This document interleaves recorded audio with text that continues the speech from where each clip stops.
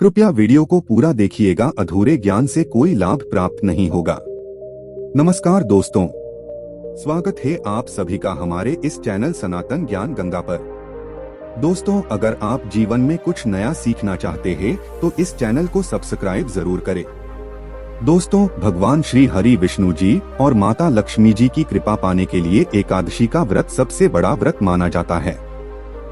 यह व्रत न केवल जीवन में सुख शांति ऐश्वर्य संपदा उत्तम जीवन साथी और कार्य क्षेत्र में सफलता प्रदान करता है, बल्कि मरणोपरांत मोक्ष भी प्रदान करता है। हर एकादशी व्रत का एक अलग और खास महत्व होता है। दोस्तों, आज की इस वीडियो में हम आपको बताएंगे गौमाता से संबंधित एक उपाय जिससे आपको मिल सकता है कभी न समाप्त होने वाला धन प्राप्त करने का वरदान। अगर हिंदू धर्म की माने तो ऐसी मान्यता है कि अगर गौ माता की सेवा निस्वार्थ भाव से की जाए तो घर में माता लक्ष्मी जी का वास होता है। वैसे तो युगों से चला आ रहा है कि गाय को हम कुछ न कुछ जरूर खिलाते हैं। गाय को सनातन धर्म में माता लक्ष्मी जी का स्वरूप भी माना गया है और कहा जाता है कि गाय की सेवा करने से घर परिवार सुखी और संपन्न रहता है। जिन घर में गाय की सेवा निस्वार्थ भाव से होती है उस घर में लक्ष्मी जी की कृपा हमेशा बनी रहती है, और जिस घर में गाय की सेवा नहीं होती है वहां पर अचानक से किसी भी प्रकार के विघ्न बाधाएं आती रहती हैं।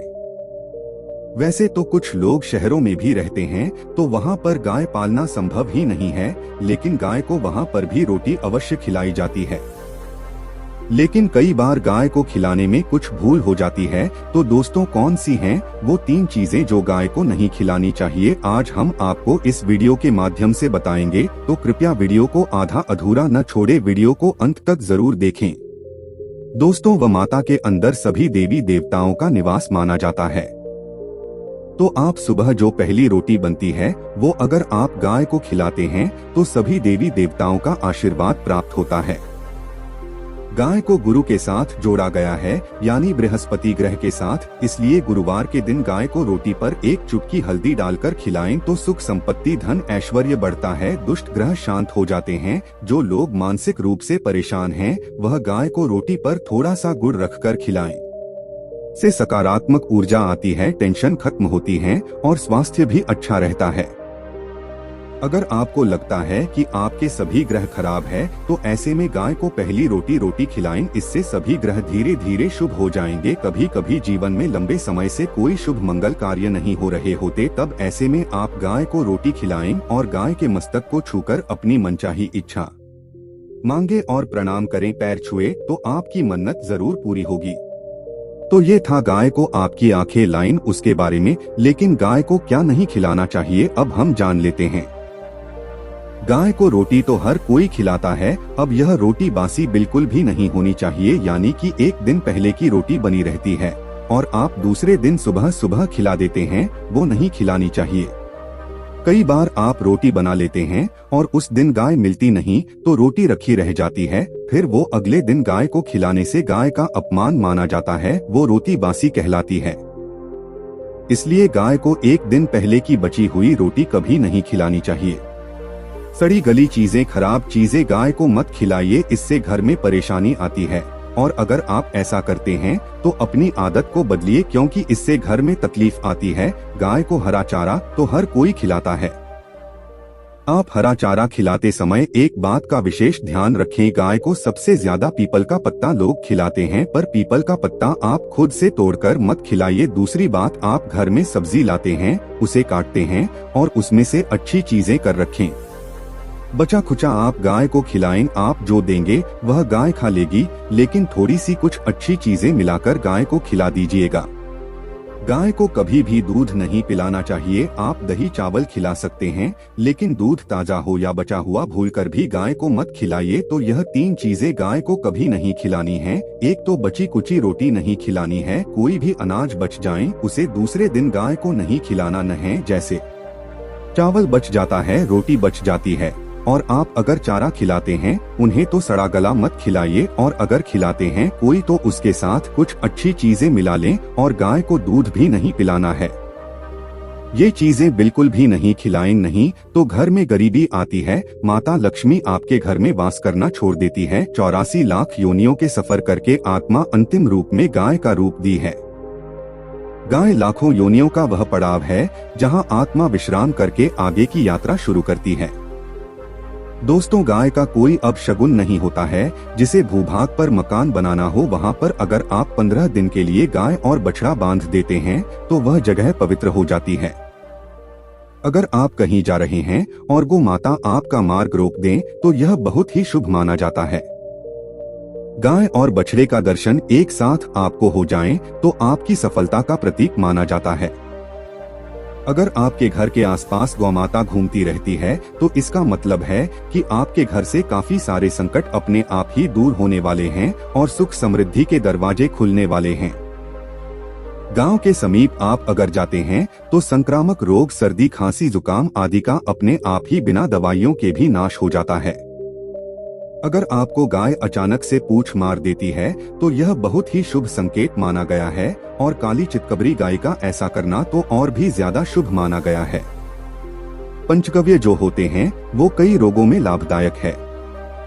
पंचगव्य क्या क्या हुए? गाय का दूध, दही, घी, मूत्र और गोबर, और इन सभी को शरीर की रोग निरोधक क्षमता को बढ़ाकर रोगों को दूर करने वाला माना गया है। ऐसा कोई रोग नहीं है जिसका इलाज पंचगव्य से नहीं किया जा सकता। दोस्तों, आज के समय में लोग गौ माता की पूजा करने के बजाय, उनकी सेवा करने के बजाय उनको काटकर मारकर खाना ज्यादा पसंद करते हैं। बुरा लगेगा शायद, पर यह सच है। अगर आप गाय को पाल सकते हैं तो अच्छी बात है, लेकिन आज के इस मॉडर्न युग में जहां लोगों की शायद खुद के घर में रहने की जगह नहीं है, ऐसे में गाय को रखना थोड़ा कठिन और महंगा हो सकता है।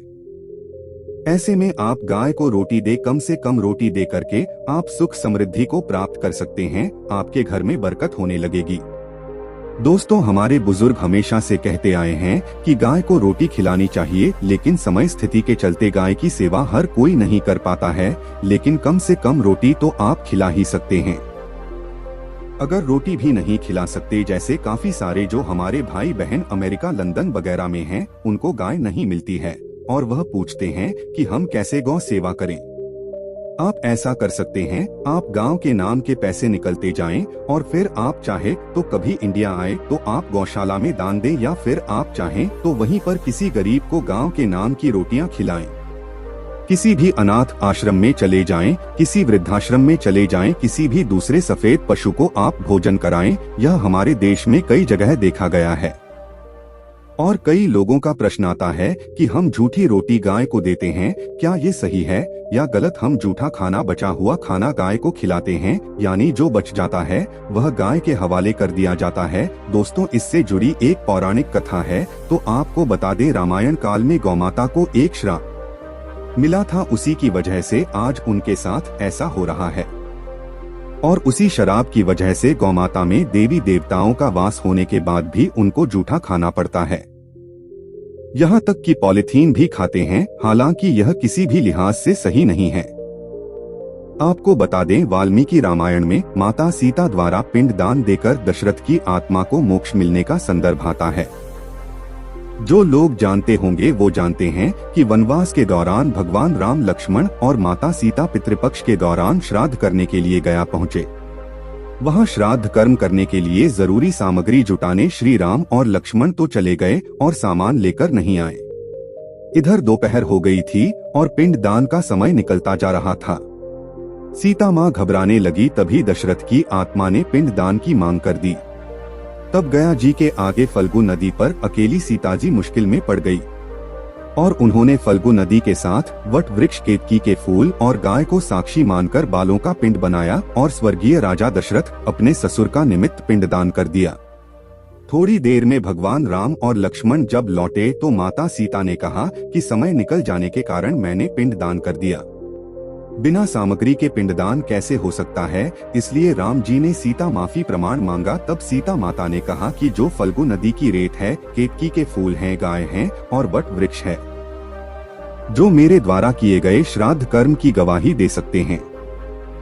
इतनी में फल्गु नदी, गाय और केतकी के फूल इस बात को मुंह करके उन्होंने कहा कि सीता माँ झूठ बोल रही है, सिर्फ वट वृक्ष ने सही बात कही। तब सीता जी ने राजा दशरथ का ध्यान करते हुए उनसे ही गवाही देने की प्रार्थना की। दशरथ जी ने सीता माँ की प्रार्थना को स्वीकार करके घोषणा की कि ऐन वक्त पर सीता ने मेरा पिंड दान कर दिया।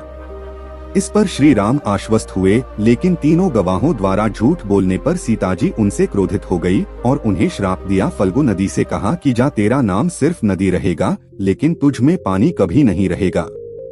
दोस्तों, इस कारण आप भी जानते होंगे, फल्गु नदी आज भी गया में सूखी ही रहती है।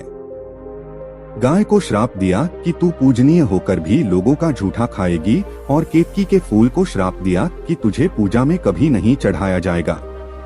वट वृक्ष को सीता माँ ने आशीर्वाद दिया कि उसे लंबी आयु की प्राप्ति होगी और दूसरों को हमेशा छाया प्रदान करेगा, तथा पतिव्रता स्त्री तेरा स्मरण करके अपने पति की दीर्घायु की कामना करेंगी।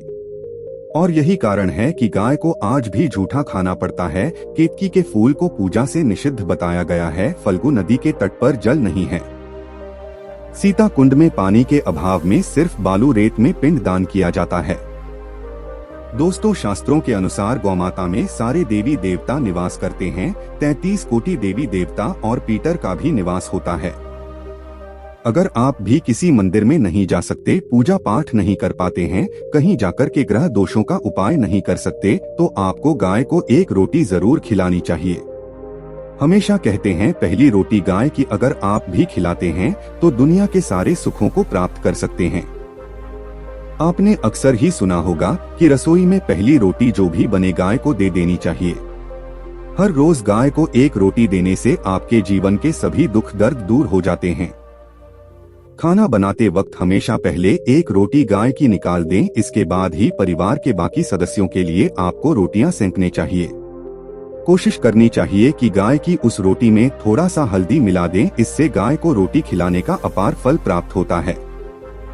अगर गुरुवार का दिन हो तो लोही ले सने हुए आटे की एक छोटी सी लोई बना लें और उसमें हल्दी मिलाकर गाय को खिला दें। इससे आपके जीवन में शुभता आती है, वैभव आता है, धन संपत्ति का वास होता है। आप जो भी हासिल करना चाहते हैं जिंदगी में, तो आप देखेंगे कि तुरंत आपको मिनटों में वहां हासिल हो जाता है। इसी तरह से आपको नमक का एक उपाय बताते हैं। नमक क्या है? नमक के बिना तो हर स्वाद अधूरा है, और साथ ही साथ अगर नमक न हो तो जीवन स्वाधीन हो जाता है। जितना हम खाने में नमक को इम्पोर्टेंट मानते हैं, उतना ही ज्योतिष में नमक को इम्पोर्टेंट ही माना जाता है, और इसे 10 की वस्तु माना गया है। किसी का नमक खाने का अर्थ क्या होता है? उसका कर्जदार होना आपने सुना ही होगा।